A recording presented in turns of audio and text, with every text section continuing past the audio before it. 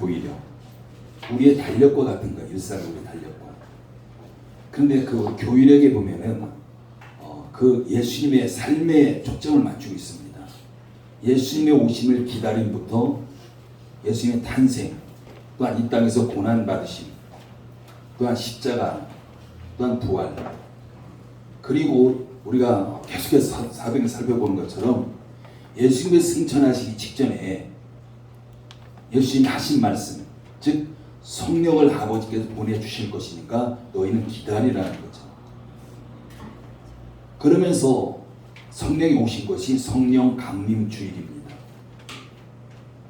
오순절인 거죠. 우리가 쉽게 말하면 오순절. 그리고 우리가 지난주가 성령 강림 주일 오순절이었고요. 우리가 교회를 보면 이번 주가 삼위일체 주일입니다. 근데 우리가 일반적으로 이런 절기들 보면 성탄절, 부활절 이런 것들은 우리가 익숙하게 잘 알고 있고 대부분의 교회들이 그 절기에 대해서 다 지키고 있습니다. 근데 성령 강림 주일 별로 지키지 않습니다. 특히 그보다도 삼위일체 주일 잘 지키지 않아요. 근데 우리의 신앙생활이라는 것이 예수님을 닮아가는 삶이잖아요. 그리고 교회력 자체가 예수님의 삶에 초점을 맞추고 있기 때문에 우리가 그런 절기들 정도는 우리가 한번 기억해 보는 것도 괜찮을 것 같아요. 우리가 삼위일체 주일이라는 것은 바로 성령 강림 주일 다음 주, 그러니까 이번 주.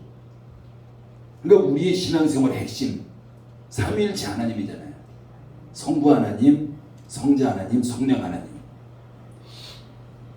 그래서 성부 하나님은 창조주 하나님이시고 성자 하나님은 우리의 구원주 메시아, 또한 성령 하나님은 우리의 인도자 되시는 거죠. 우리가 삼위일체주의를 통해서 우리가 그 하나님에 대해서 우리가 바른 지식을 가지고 바른 이해를 가지고 우리가 세상으로 파송되는 것이 바로 오늘이에요.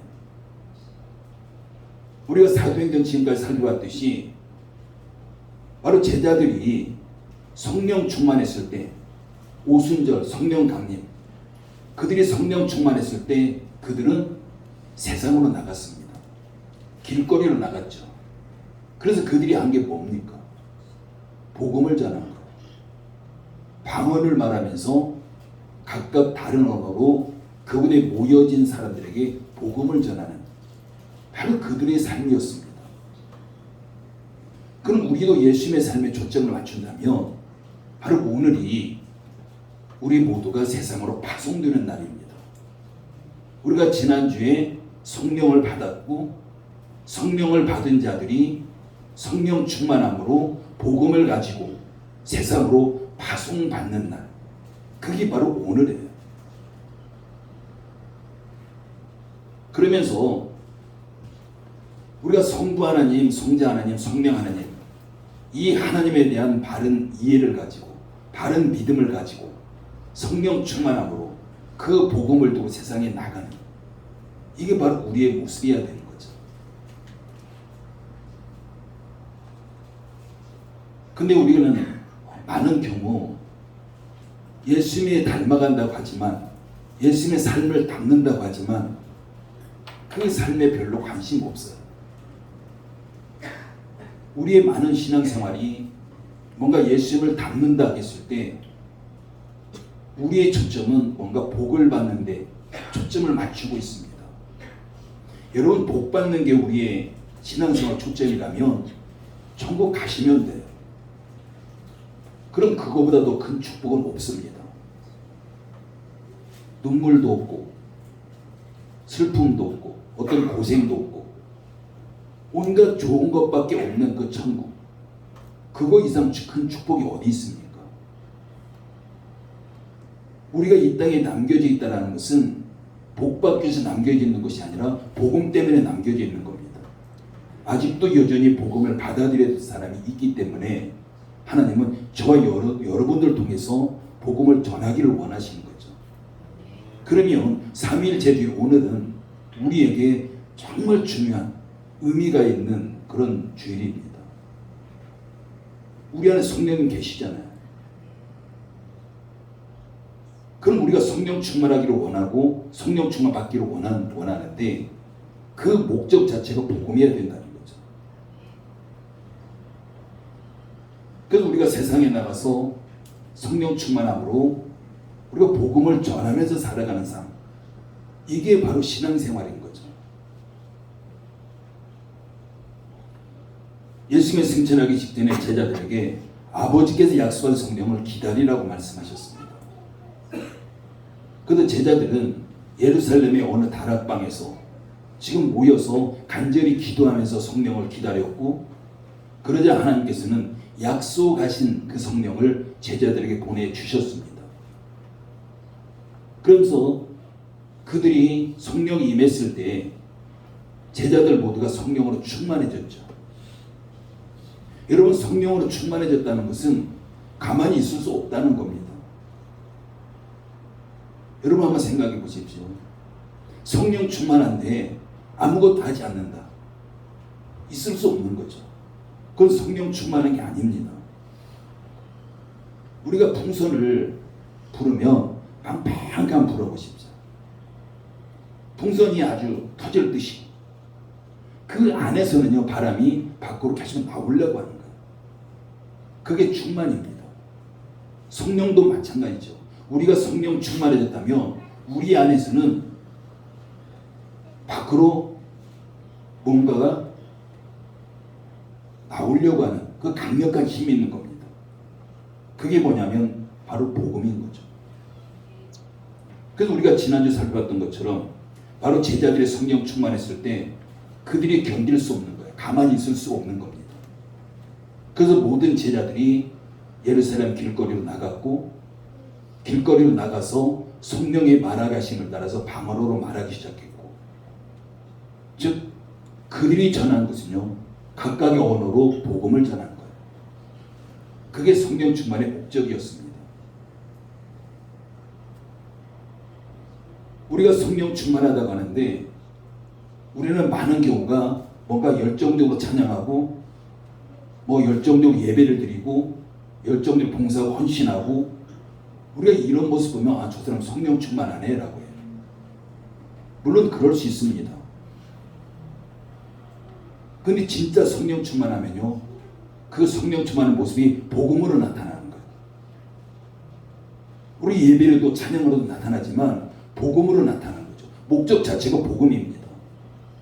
가장 중요한 목적을 빠뜨려 놓고 우리가 다른 것에 곁가지에 있는 것들을 열심히 감당하면서 저 사람 성령 충만하네, 이렇게 우리가 이야기한다는 것은 정확하게 맞지 않습니다. 지금 성령 충만한 제자들이 지금 복음을 전합니다. 그러자 예루살렘에서는 소동이 일어난 거죠. 아니, 저 사람들이 정말 무식한 갈릴리 촌사람들인데 어떻게 각 나라의 말로 복음을 전하냐는 거죠. 아무런 배움도 없는 사람들이 어떻게 복음을 저렇게 전할 수 있을까? 그 소동이 일어난 거잖아요. 그래서 일부의 사람들은요, 그 제자들을 보면서 저 사람 미쳤다라고 생각해요. 미치지 않고는 저렇게 할 수 없다라는 거죠. 여러분, 이때 소동이 일어나는 것은 당연한 겁니다. 도저히 이해할 수 없는 일들이 제자들을 통해서 지금 나타나고 있는 거죠. 우리가 그런 말 하잖아. 보고도 믿어지지 않는다는 거죠. 지금 그런 모습이 지금 예루살렘에 나타나고 있는 겁니다. 지금 제자들이 방언으로 복음을 전하고 있는 것은 지금 제자들이 하는 것이 아니라 성령님이 하시기 때문에. 그런데 지금 군중들은 지금 제자들을 겉으로 드러나는 모습만 바라보는 거죠. 그니 이해가 안 되는 겁니다. 지금 성령님이 하시는데 그 성령님의 역사를 바라보지 못하고 제자들을 통해서 겉으로 드러나는 현상만 바라보기 때문에 지금 예루살렘에 있는 사람들이 당연히 이해할 수 없는 거죠. 그래서 그들에게 소동이 일어날 수밖에 없는 거예요.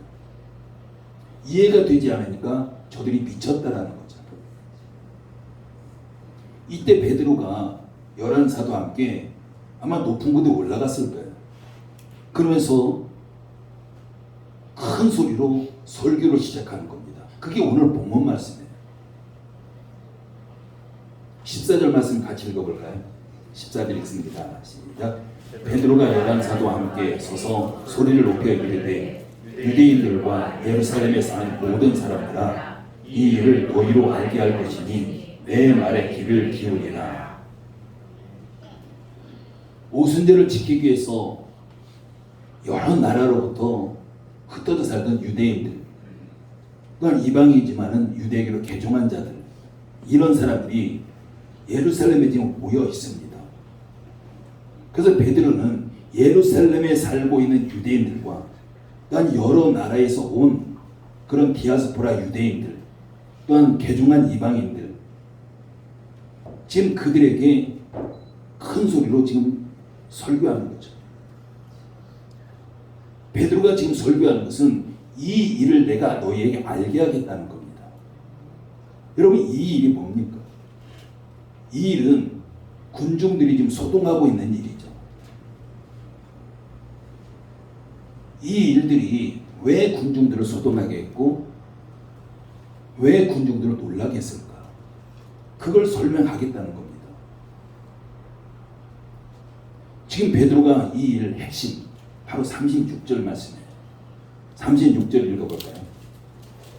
36절 있습니다. 시작. 그런즉 이스라엘 온 집은 확실히 알지니 너희가 십자가에 못 박은 이 예수를 하나님이 주와 그리스도가 되게 하셨느니라 하니라. 아멘. 바로 너희가 십자가에 못 박은 이 예수, 그가 부활하셔서 주와 그리스도가 되셨다, 이걸 전하고 있는 거죠. 성령으로 충만해진 그런 사도들이 지금 이 사실을 증거하고 있는 겁니다. 지금 사도들은 새 술에 취한 것도 아니고 미친 거 아니다라는 거죠. 너희가 십자가에 못 박은 예수가 주와 그리스도가 되셨다. 이게 그 제자들이 전하고 있는 핵심입니다. 한마디로 말하면 바로 예수님께서 참된 메시아임을 각 나라 언어로 지금 증거하고 있는 거죠. 베드로가 설교를 통해서 이 사실을 어떻게 설명하고 있습니까? 첫 번째는요, 지금 이 일은 이미 성경에 예언됐다라고 이야기합니다.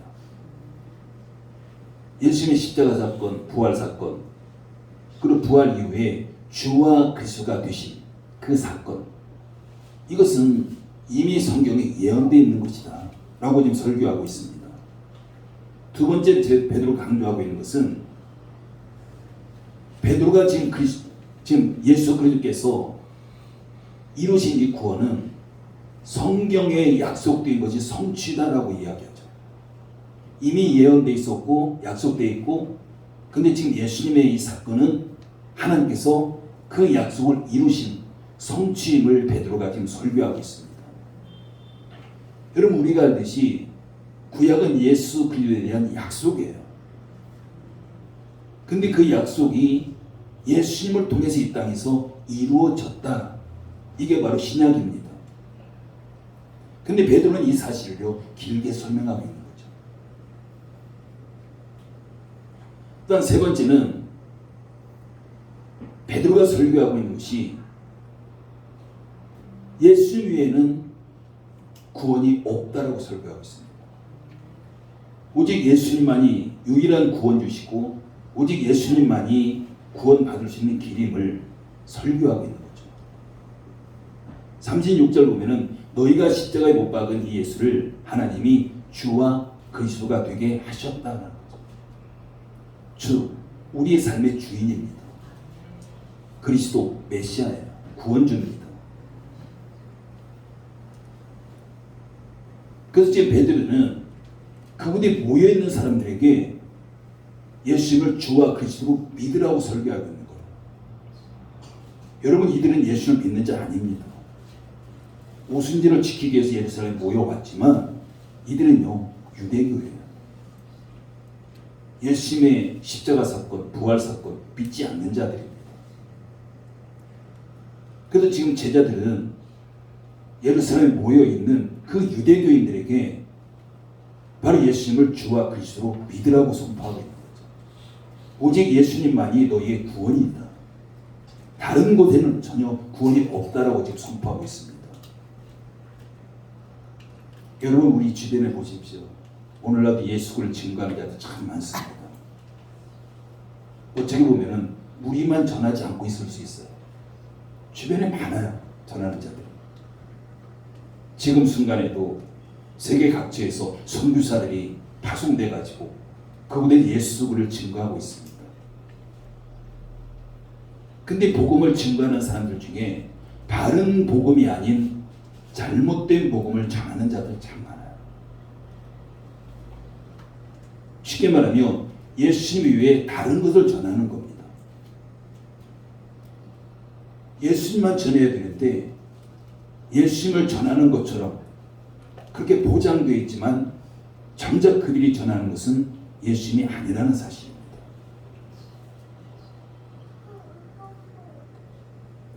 여러분, 분명한 것은요, 예수님이 아닌 다른 걸 전하면 그건 복음이 될 수 없어요. 오직 예수님만 유일한 구원자시고, 그렇기 때문에 예수님만 증거하는 것이 그게 바로 복음입니다. 여러분, 그런 바른 복음이 뭘까요? 오직 예수님만 전하는 겁니다. 다른 게 섞이면 안 되는 거죠. 오직 성경대로 전하는 것이 바른 복음입니다. 그럼 우리 신앙생활하면서 성경에서 말하고 있지 않은 것들이 너무나도 많아요. 우리가. 그걸 핵심으로 붙잡고 있는 것도 너무 많습니다. 우리 삶에서. 무엇이 중요한지, 무엇이 가장 기본적인 것인지 우리가 이걸 떠나서 일단 뭔가 이익이 된다면 붙잡는 경우가 너무 많아요. 우리가 바른 복음을 전할 때 분명히 대적자들이 있을 겁니다. 반대자들이 있을 겁니다. 지금 제자들이 밖에 나가서 복음을 전할 때, 바른 복음을 전할 때 우리가 그걸 대적하고 반대하는 사람 많았습니다. 우리 심지어 그들에게 너희 미쳤다라고 이야기해요. 받아들이잖아요.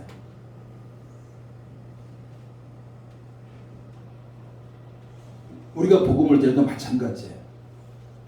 오히려 오늘날 순수한 복음, 바른 복음을 전할 때 그걸 받아들인 사람이 얼마나 될까요? 오히려 우리를 핍박하고 대적하고 반대하고 이런 사람이 훨씬 더 많을 겁니다. 그렇다 할지라도 우리는 그들을 두려워해서는 안 됩니다. 지금 제자들 보십시오. 이 당시에, 오늘 본문 당시에 예수를 증거한다는 거, 목숨 내놓고 증거하는 겁니다. 근데 그들이 성령 충만했을 때 담대하게 길거리를 뛰쳐나가서 큰 소리로 복음을 전하고 있는, 그게 바로 제자들의 모습이에요. 사도 바울은 로마서 1장 16절에서 이런 고백을 합니다. 내가 복음을 부끄러워하지 아니하노니 이 복음은 모든 믿는 자에게 구원을 주시는 하나님의 능력이 됨이라. 복음을 부끄러워하지 않는데, 그러면서 복음을 담대하게 전합니다. 그 이유는 그 복음이 하나님의 능력이 되기 때문에. 지금 사도 바울은 복음을 전하는데 하나님의 능력을 전하는 겁니다. 그 능력을 전하는데 무엇이 두려울까요?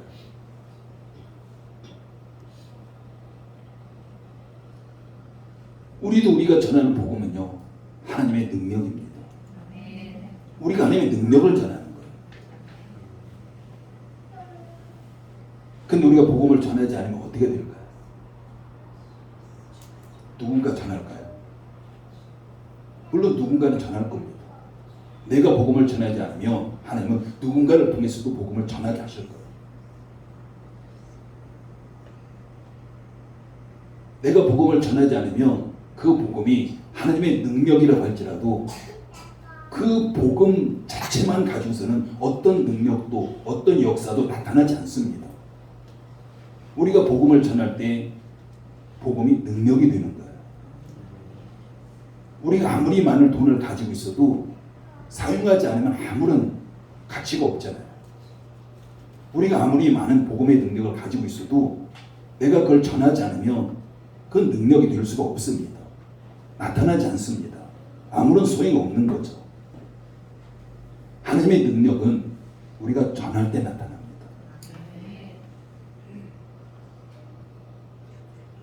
그럼에도 우리가 복음과 전혀 상관없는 그 삶을 살면서 우리는 하나님의 능력이 나에게 나타나기를 원해요. 여러분, 우선순위 우리가 바르게 하실 때 많은 그리스도인들이 복음과 상관없는 삶을 살아가요. 그러면서 어떤 어려움이 있을 때 하나님 앞에 기도로 나갑니다. 하나님, 나 이런 문제 있으니까 이거 해결해 주십시오.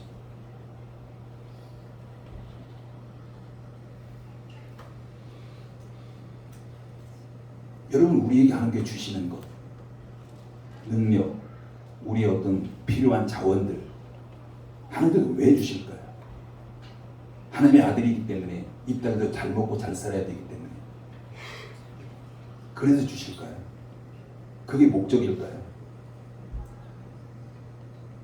그래서 설교 초반에도 말씀드렸지만 정말 그게 목적이라면 하나님은 우리 이 땅에 남겨두지 않습니다. 천국으로 바로 데려가세요. 그곳이 가장 큰 축복이기 때문에. 그 이 땅에서 우리가 아무리 많은 돈을 가지고 아무리 많은 권력을 가지고 산다고 할지라도 이 땅에서 살아가는 삶은요, 천국과는 비교할 수 없습니다. 때로는 사람 때문에 힘들 수 있고요, 아무리 많은 권력을 가져도.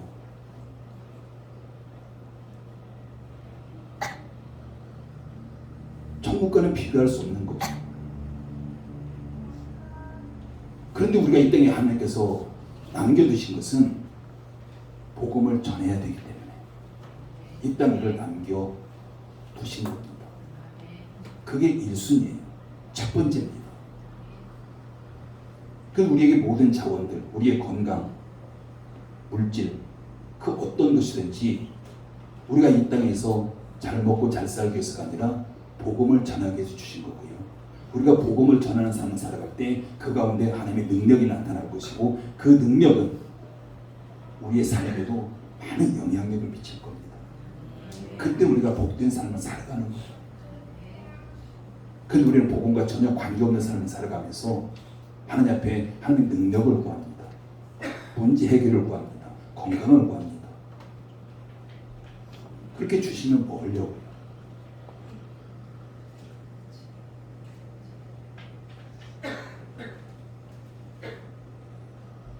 여러분, 복음은 하나님의 능력 맞아요.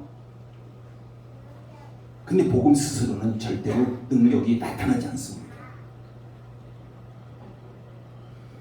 복음은 복음을 전하는 자가 전파할 때 그 능력이 나타나는 것이지 전파하지 않으면 그냥 그 자체 글자예요. 성경 그냥 글자. 그 하나님의 능력은요, 구원을 주신 하나님의 능력이라는 사실. 여러분, 우리 가족 가운데 가까운 사람 가운데 아직도 여전히 예수를 영접하지 않은 사람이 있다면 우리는 전해야 돼요. 우리가 전하면 내가 그를 구원하는 것이 아니라 복음이 그를 구원합니다. 복음의 능력이 있기 때문에 그 능력이 역사하는 겁니다.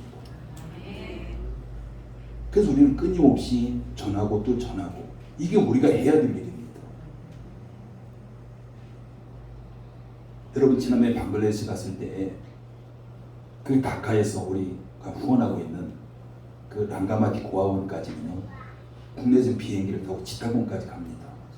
그래서 거기서 한 3시간 정도 차를 이렇게 타고 가는 거죠. 근데 거기서 들은 소식은요, 치타공에도 교회가 생겼대요. 큰 교회가 생겼다고 합니다. 그들이 물어보니까 그 교회가요, 하나님의 교회예요. 이단이잖아요. 그래서 그들에게 물었습니다. 그 교회가 어떤 교회 아느냐고. 당연히 모르죠. 일반적인 정상적인 교회와 똑같이 생각합니다. 여러분, 그들이 복음이라고 전하는 그 복음, 가짜 복음, 그걸 듣는 사람들은요, 구분을 못하는 거예요. 여러분 그곳이 어디입니까? 99% 이슬람이잖아요. 근데 그런 곳까지도 이단은 지금 들어가서 자기들의 어떤 잘못된 그 가짜 복음을 전하고 있는 거죠. 얼마나 열정적입니까?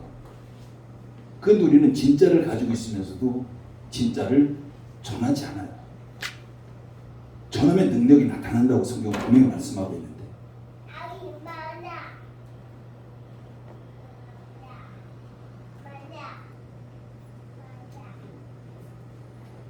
오늘날 우리 주변에도요 이단들이 얼마나 활발하게 그들이 활동하고 있습니까? 그들은 지금 가짜를 가지고 진짜처럼 포장해가지고 전하고 있잖아요. 근데 우리는 진짜를 가지고 있음에도 불구하고 오히려 전하지 못하고 있고 오히려 그들에게 뭔가 밀리는 듯한 바로 그런 모습으로 우리가 살아가고 있는 걸 보게 됩니다. 여러분 오늘날 같은 때는요 정말 복음이 더 필요한 때입니다. 오히려 어려움이 있고 핍박이 있고 고난이 있고 이때도 복음 필요하지 않을까요? 정말 나만 구원 받으면 됐지 이게 아니라 정말 복음이 필요한 자들이 있습니다. 그럼 오늘날 같이 교회가 비난을 받고 핍박을 받고 복음을 전할 때 어려움을 겪고 그럼 한 사람이 복음을 받아들이는데 더 힘든 시대입니다. 더 힘든 시대라는 것은 복음이 더 절실하게 필요한 시대라는 거죠. 그런데 우리는 이단들은 그렇게 열심히 활동하고 있는데 우리는 진짜를 가지고 진짜를 전하지 못하고 있고 이게 지금 오늘날 교회의 현실입니다. 여러분 코로나 이후에 코로나 이전에도 마찬가지였지만요.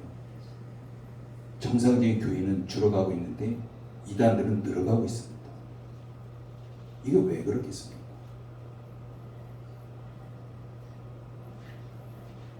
여러분 우리는 바른 복음을 전하는데 힘써야 됩니다. 대적자들에게 절대 굴복하면 안 됩니다. 여기서 굴복당한다는 것은 그들과 동화된다는 거예요. 적당히 타협하고 그들에도 뭔가를 맞춰주고 오늘날 우리가 복음 전에도 그런 일들이 많잖아요. 그러면 그들이 받아들일 거라고 절대 받아들이잖아요. 타협한다고 받아들이지 않습니다. 여러분 예수님 시대에도요 죽은 자를 살리는 걸 봐도 믿지 않아요. 그런 사람들이 뭔가 그들에게 적당히 맞춰주고 타협하고 절대 받아들이지 않습니다. 오히려 복음만 더 희석되는 것이고 복음만 가치를 더 떨어뜨리는 것들이죠. 바울이 그렇잖아요. 바울이 복음 전하는 거 보십시오. 절대 타협 없습니다. 자기 얼마나 그 바울이 세상적인 학문에 뛰어났습니까? 최고의 학문한 자잖아요. 근데 그 모든 걸 다 배설물처럼 여긴다. 그냥 말씀 그대로만 증거한다. 이게 바울의 복음 전하는 모습이었습니다. 여러분 오늘날도 마찬가지입니다. 이단의 세력들, 대적자들 가짜를 가지고 진짜의 교회를 이겨먹으려고 하잖아요. 정말 오히려 우리가 복음을 전한다면 바른 복음을 전한다면 가짜는요 드러나게 돼 있습니다. 어둠은요 빛에 의해서 그냥 물러날 수밖에 없는 거죠. 여러분 열린문교회 정말 여러분 한 사람 한 사람 바른 복음 전하셔야 됩니다. 우리가 진짜를 가지고 있는데 왜 주저합니까? 우리가 진짜 복음을 전할 때 그 능력을 경험하셔야 됩니다. 복음을 받아들인 자에게도 능력이 되지만 전하는 자에게도 능력이 되고요. 우리 삶에도 능력이 되는 줄 믿습니다. 우리가 구원이라는 것을 그냥 영적인 구원만으로 한정시키면 안 돼요. 우리 영적으로 바로 세워지게 되면 우리 육신적으로도 바로 세워지게 됩니다. 영적인 원리가 훨씬 더 커요. 근데 우리는 그걸 구분해 버리잖아요. 우리가 복음을 담대하게 전할 때 하나님의 능력은 우리의 삶에도 나타납니다. 우리가 복음을 1순위에 우선순위에 맞출 때 우리의 모든 삶은 하나님의 능력으로 형통하게 될 줄 믿습니다. 하나님 우리에게 복음 때문에 이 땅에 존재케 하셨는데 우리가 그걸 뒤에 밀어놓고 다른 거에 관심을 가지고 있다면 거기에 어떤 능력이 나타날까? 안 나타납니다. 근데 우리가 복음의 우선순위를 맞추고 1순위에 맞추고 초점 맞추고 우리가 이 땅에서 하나님 주신 자원을 가지고 우리가 살아가게 될 때 여러분 가정이 직장과 사업장이 사람들과의 관계가 하나님의 능력으로 더 축복된 인생이 될 줄 믿습니다. 기도합니다. 아버지의 은혜를 감사를 드립니다. 우리가 바른 복음을 전하기를 원합니다. 우리가 그동안 진짜를 가지고 있음에도 불구하고 우리가 전하지 못했고 우리의 관심은 오히려 이 땅에서 편안하게 사는 곳에 초점이 맞춰져 있었음을 고백합니다. 하나님 우리에게 복음을 말씀하시지만 우리는 복음보다는 이 세상 것들을 취하는데 우리가 더 많이 관심을 가졌음을 고백합니다. 우리가 이제 3일째 주일을 맞아서 우리가 성령 충만함으로 세상에 복음을 위해 파송되는 우리 모든 성도를 한 사람 한 사람 성령께 인도해 주셔서 우리가 복음에 초점 맞추는 삶을 살아가면서 복음의 능력들을 우리의 삶의 현장 속에서 경험하고 우리가 축복 인생 살기 부지런하도록 역사해 주시옵소서. 예수님의 이름으로 기도드립니다. 아멘.